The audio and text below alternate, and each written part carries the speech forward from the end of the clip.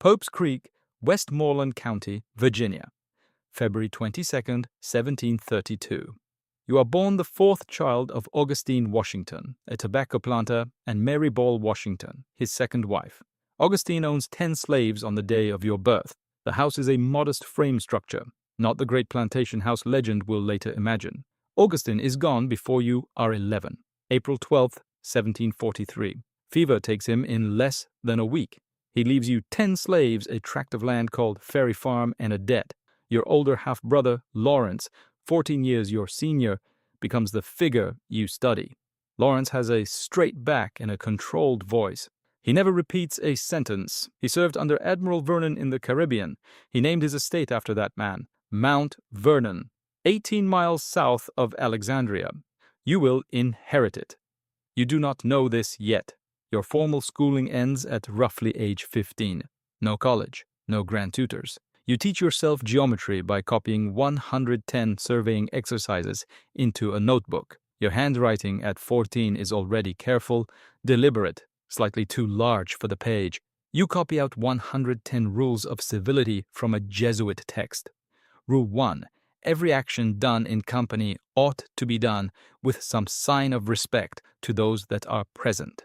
You memorize them not as a moral exercise, as a performance blueprint. George William Fairfax is a neighbor at Belvoir Plantation, 4 miles downriver from Lawrence. Fairfax is 22 when you are 16. He has a slight stammer that disappears when he is indoors. His wife, Sally Fairfax, is 20. She reads French. She does not pretend she does not find things amusing. You will write Sally a letter in 1758 that you should not have written. You will never fully explain why you kept the draft. At 16, Lord Fairfax, George William's uncle, hires you to survey his lands beyond the Blue Ridge. 5 million acres of the Northern Neck Proprietary, the largest private landholding in Virginia. March 1748. You cross the Shenandoah River on a raft of dry sticks lashed together. The water is in the rope handles. You sleep in a tent that collapses twice in 4 days. You note the wind direction each morning. By 19, you are a county surveyor of Culpeper.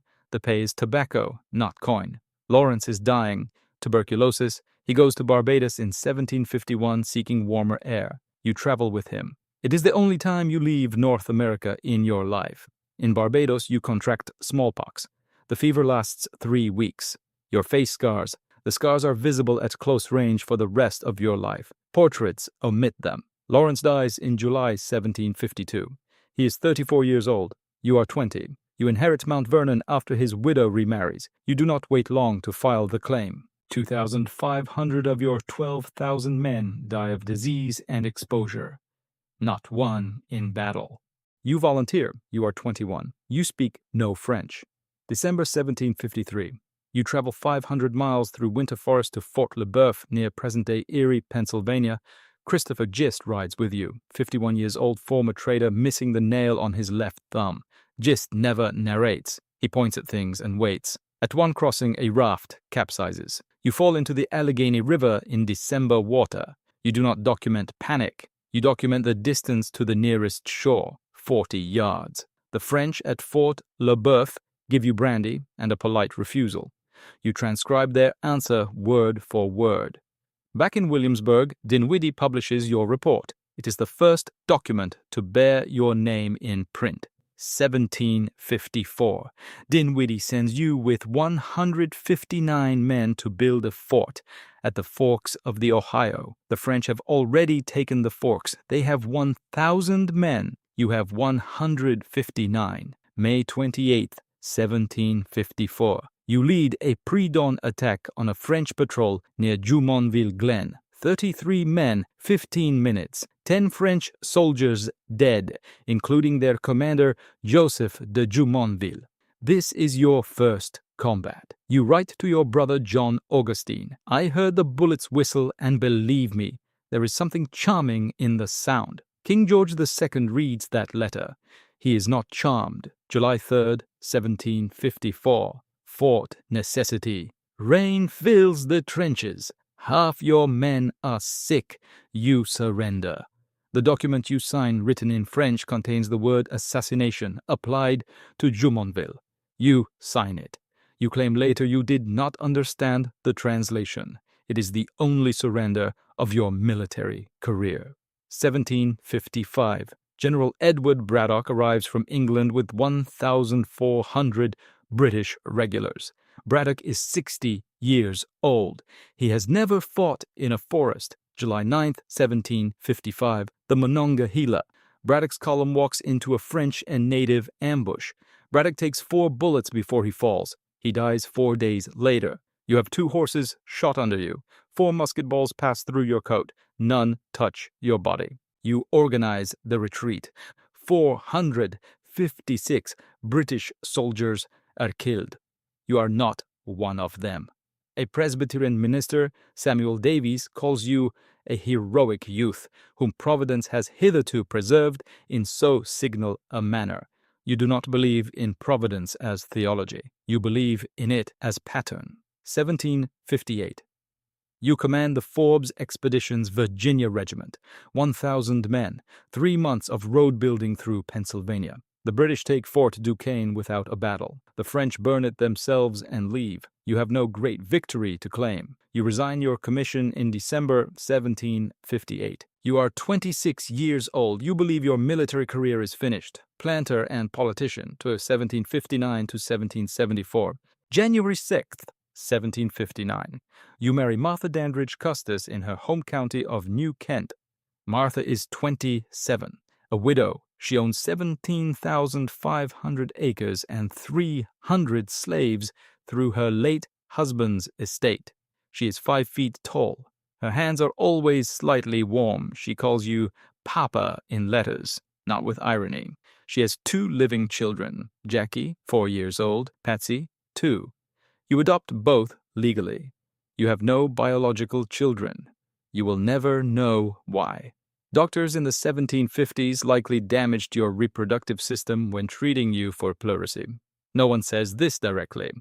Mount Vernon in 1759, 2,000 acres. By 1786, 8,000 acres, divided into 5 working farms. You manage 300 slaves at peak. You track their output in ledgers with the same precision you once used for surveying. The crops are tobacco first, then wheat. Tobacco exhausts the soil in 7 years.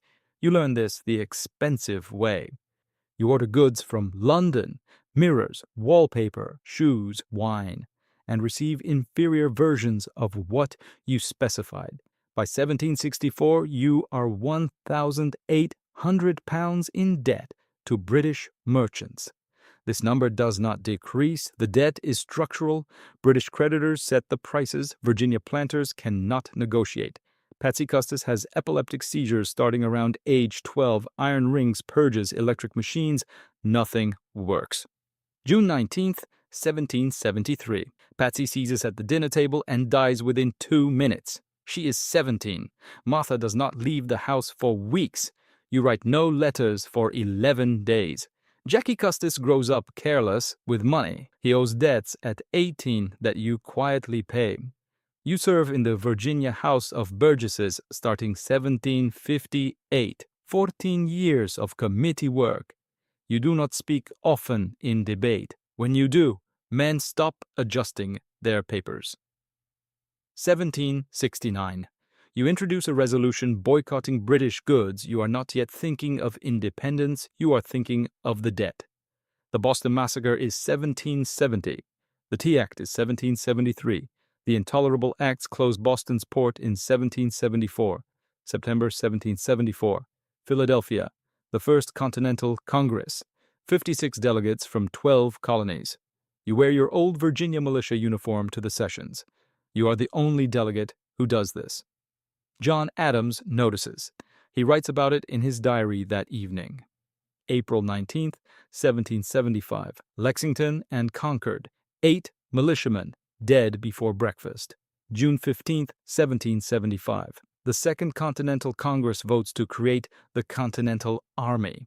They vote you its commander, unanimously. You are 43 years old. You tell Congress you do not think yourself equal to the command. You mean some portion of this. You accept no salary. You ask only that your expenses be reimbursed. You keep every receipt for 8 years. Cambridge, Massachusetts, July 1775. You take command of 14,500 men. 2,500 are sick, 500 have no weapons. The powder supply is enough for 9 rounds per man. You do not tell the troops about the powder. You do not tell Congress either. Not at first. Henry Knox is 25. He owns a bookshop in Boston. He has read every military text in it. Knox has wide hands, a slight lisp, and a habit of finishing other men's sentences accurately. You send Knox to Fort Ticonderoga in November 1775 to retrieve the captured British cannon. He returns in January 1776 with 59 cannon, dragged 300 miles over ice and mountain on ox sledges. March 4th to 5th, 1776. You place the cannon on Dorchester Heights overnight. British General Howe wakes on March 5th to find his harbor commanded by artillery. He cannot answer. He evacuates Boston on March 17th. The city is liberated without a battle. August 27th, 1776, Battle of Long Island. The British flanked your left and destroyed 2 brigades. 9,000 of your men are trapped on Brooklyn Heights. The British have 32,000 across the ridge. August 29th, 2 a.m. You evacuate 9,000 men across the East River in rowboats, in silence, in a single night. A fog rolls in at dawn and covers the last boats. You are among the last men to cross. You lose New York. You lose Fort Washington in November. 2,800 men captured in one afternoon. December 1776. You have 3,000 effectives left. Their enlistments expire January 1st. Thomas Paine writes, "These are the times that try men's souls." He writes it sitting next to a drum at your camp, December 25th to 26th, 1776. Christmas night, you cross the Delaware River with 2,400 men. Ice chunks in the river, temperature at 18 degrees Fahrenheit. 2 men freeze to death on the march to Trenton. The Hessian garrison is 1,500 men. You take them in 90 minutes. 22 killed, 83 wounded, 896 captured. Your losses: 0 killed in combat, 2 men frozen, 4 frostbitten. You fight again at Princeton 3 days later. A British cannonball passes between your horse's ears. The army re-enlists. They follow you into another winter, 1777 to 1778. Valley Forge, 20 miles northwest of Philadelphia. 6 months. 2,500 of your 12,000 men die of disease and exposure. Not one in battle. Baron Friedrich von Steuben arrives in February 1778. He is a Prussian military drill master. He speaks no English. He curses in French, then has an aide translate the curses into English. Von Steuben drills 100 men at a time on a frozen parade ground. In 6 weeks, he creates an army. France enters the war as your ally in February 1778. You hear the news at Valley Forge. You do not celebrate publicly. You go to your quarters and write 3 letters. October 19th, 1781. Yorktown, Virginia. British General Cornwallis surrenders 8,000 soldiers. Cornwallis says he is ill and sends a subordinate to hand over his sword. You refuse to accept the sword from a subordinate. Your own second-in-command, Benjamin Lincoln, accepts it instead. The British band plays a tune called "The World Turned Upside Down." The war continues technically until 1783, but the fighting is over. December 23, 1783. Annapolis, Maryland. You resign your commission before Congress. King George III asks his American painter Benjamin West what Washington will do now that he has won. West says they say he will return to his farm. King George says, if he does that, he will be the greatest man in the world. You return to Mount Vernon. It is the first Christmas there in 8 years. Presidency and death. 1787 to 1799. The country under the Articles of Confederation cannot levy taxes, cannot raise an army, cannot compel states to pay their debts. Shays' Rebellion, 1786 to 1787. Massachusetts farmers, bankrupt veterans close the courts by force. There is no federal army to stop them. The rebellion collapses on its own in 4 months. You write to Henry Knox, "What a triumph for our enemies to find that we are incapable of governing ourselves." May 1787. Philadelphia. The Constitutional Convention, 55 delegates. You are elected president of the convention on the first day, unanimously. For 4 months you say almost nothing from the chair. Your presence makes argument possible. The Great Compromise, a bicameral legislature, 2 senators per state, representatives by population. You signed the Constitution on September 17, 1787. Your name is first on the Virginia delegation. February 4, 1789. The Electoral College votes. All 69 electors vote for you. The only unanimous presidential vote in American history. April 30th, 1789. New York City. Federal Hall. You take the oath on a Bible borrowed from a local Masonic lodge. Your hand shakes slightly. John Adams, presiding, does not mention it. The presidency has no template. Every decision sets one. You decide to stand, not bow, when receiving guests. This is not vanity. It is a statement about what kind of government this is. Alexander Hamilton is your Treasury Secretary. 34 years old, he works 18 hours a day. Hamilton's report on public credit. The federal government assumes all state war debts. $25 million. Thomas Jefferson, your Secretary of State, opposes this. He calls Hamilton's plan monarchist. Jefferson and Hamilton stop speaking directly. They send messages through you. You are the only person in the room both men trust. You spend 4 years trying to keep them in the same room. 1791.